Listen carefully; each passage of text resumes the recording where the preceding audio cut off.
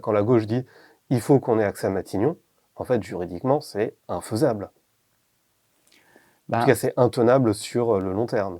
Alors, Emmanuel Macron, eu égard à l'article 8, peut nommer qui il veut. Donc à partir de là, s'il veut nommer Sébastien Lecornu, s'il veut nommer Nemo, il y a une ambiguïté. Est-ce qu'on peut nommer un chien à Matignon?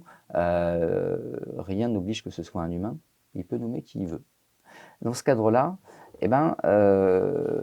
si jamais le Parlement ne s'est pas assez structuré pour s'opposer au chef de l'État, s'il n'y a pas de contre-majorité, il y a une marge de manœuvre. Quant à la gauche, elle peut en effet pas tenir par elle-même.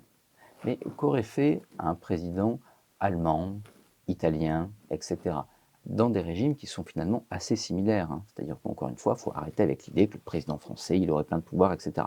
Non. On est très proche en fait du modèle italien sur l'organisation générale des institutions.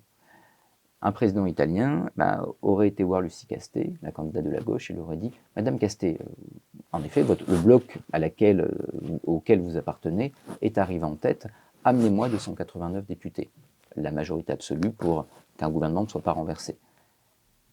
Si vous arrivez à les trouver, vous négociez avec eux un programme, et ensuite, vous établissez un casting, et je vous nomme. » Au bout de 15 jours, Lucie Castet serait peut-être arrivée en disant « je suis désolé, je ne peux pas ». On serait peut-être passé à Bernard Cazeneuve, qui aurait peut-être réussi, ou qui aurait dit « je ne peux pas ». On serait peut-être passé in fine à Michel Barnier, qui aurait dit « à ce moment-là, j'y suis arrivé ».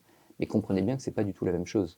C'est-à-dire que d'un côté, vous avez un Premier ministre qui a coordonné une majorité, qui a négocié un programme, qui a négocié un casting, et qui est maître de cette majorité.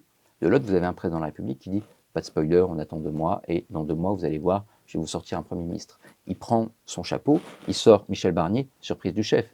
Les LR sont bien bloqués parce que tout d'un coup, il vient de leur camp. Donc les LR ne vont pas pouvoir voter la censure. Coup de génie.